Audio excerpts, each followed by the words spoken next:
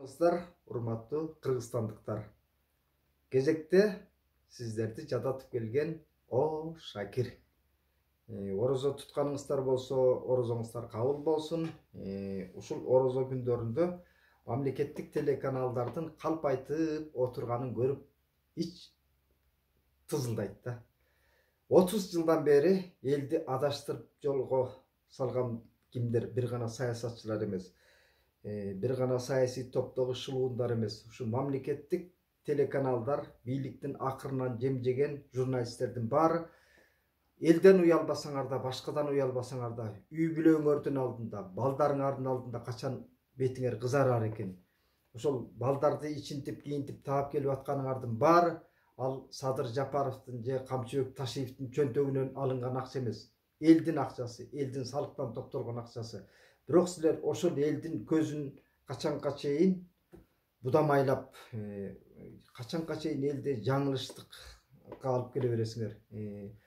Кайсы бийлик келбесин, кайсы кожоюн алмашпасын, силер бийликтин коридорун шообура менен мотуп сүрүп тазалап жүргөнүңөрдү качан коесуңар?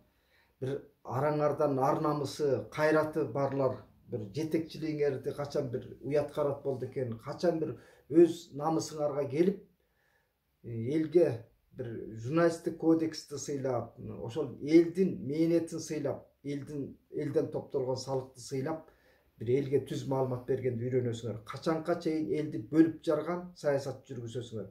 Элди бөлүп жарган дегеним силер эме ким?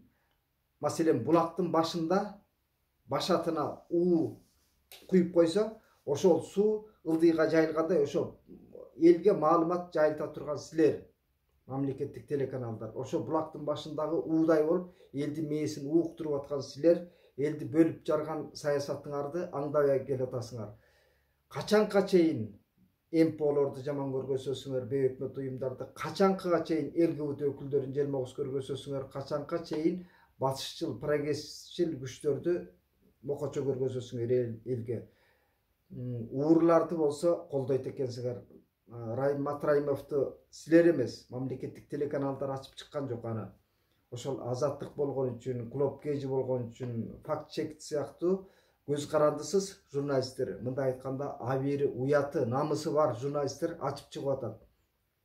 Эмне үчүн силер ошондой иликтөө жүргүзүп элдин көзүн ачпайсыңар? Силер элди 30 жылдан бери адаштырып келгениңер жетет. 30 жылдан бери элге жаныңарды жеп, элди тескери жолго салып келгениңер жетет. Биз көп учурда баарыбыз күйүнөбүз. Эмне үчүн Кыргызстан өнүгө албай атат? Эмне үчүн Кыргызстан артта калып атабыз депчи.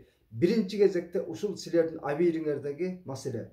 Себеби 30 жылдан бери кайсы президент келбесин, кайсы бийлик келип силерди басып албасын, зордуктабасын, намысыңарга келбейт экенсиңер. Эгерде бир кыз баланы басып алып зордуктаса дагы, ал намысы бар киши кайрылат экен. Силер качанга чейин чейре алып бир өз арыңарга келип намысыңарды колдойсуңар, коргойсуңар, урматтуу кесиптештер. Араңарда мен жакшы көргөн тааныш билиш, достор, тилектештер да барсыңар. Бирок качанга чейин силер ошол жогору жактын түзүп берген тизмесин карап, качанга чейин бир элге тетири жолду багыттап жүрө бересиңер. Силердин парламентте отурган макалелерден эмне айырмаңар бар? Силердин Биримдик партиясындагы Мекеним Кыргызстан, Кыргызстан партиясындагы саясий шулуундардан эмне айырмаңар бар? Окшош эле болуп атпайсыңарбы? Мындай айтканда, элдин мүдөөсүн канааттандырган телеканалдар болуп аткан жоксуңар. Журналисттик милдет эң башкы озуйпанын бири бул коом агартуу, эл агартуу. А силер элди караңгылыкка жетелеп баратасыңар улам. Элди улам эки жүздүү саясат менен моралдык, адеп ахлак ориентиринде бузуп бүттүңөр. Ошонун башында турган албетте мамлекеттик телеканалдар. Араңарда намыстанып, арыңарга келчүлөр да болор. Мүмкүн мени төбө басты каларсыңар албетте, ал белгилүү. Бирок качанга чейин ушул мамлекеттик туура эмес саясатты сындаган күчтөрдү коомго желмогуз көргөзгөндү токтоткон күн келет. Качанга чейин чек ара маселесиндеги ыйкы-тыйкы чырларды бир тараптуу көргөзгөн адатыңарды коесуңар? Качанга чейин жүжүрлөргө микрофон койгонду сунганды токтотосуңар. Жанагы силер эксперт кылып чакырган саясий эксперттердин баары алар силерге окшоп бийлик төбөлдөрүнүн колундагы кызматын кылган, мындай айтканда кулдай кызмат кылган гана бир мажүрөлөр. Силер чыйралгыла. Журналисттик кесип бул коомдун эң алдыңкы көз караштагы өкүлдөрүнүн кесиби экенин унутпагыла. Баарыңыздарга кесиптик ызаат каалайм, кесиптик жоопкерчилик каалайм. Андыктан бирибизге бирибиз таарынышпайлы, ачык коом түзөлү. Эгер Кыргызстандын өнүгүүсүн кааласаңыздар, чоң айлык алып эмгектенебиз десеңиздер, сиздер ошол бийликке болгон силерди азууңарды көргөзгүлө, силерге да тишиңерди көргөзгүлө, качанга чейин саясатчылар силерге азуусун көрсөтүп, силерди каалагандай калтырышы керек. Силер бийлик башындагыларды калтырууга колуңарда чоң мүмкүнчүлүк бар. Телеканалдар колуңарда журналисттик иликтөө жасайбыз десеңер, ууруларды, коррупционерлерди иликтейбиз десеңер, анда мамлекеттик саясатты силер колдон-буттан алып кетишиңер керек эле да. Себеби Азаттыктын же Клопке же фактчектин журналисттерине караганда силердин укуруңар узун. Себеби күч органдары мамлекетке баш ийип тургандан кийин силер эриш аркак журналисттик иликтөө жүргүзсөңөр, силердин өмүрүңөргө да коркунуч жаралбайт эле.